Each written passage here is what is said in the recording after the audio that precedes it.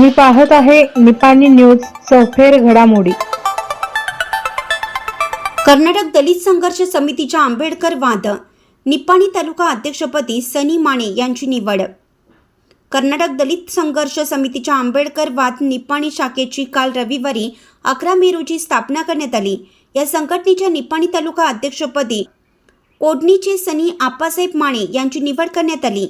या संदर्भातील निवडीचं पत्र संघटनेचे राज्य खजिनदार सिद्धप्पा अण्णा कांबळे व बेळगाव जिल्हा अध्यक्ष महांतेश तलवार यांनी माने यांना सुपूर्द केलं।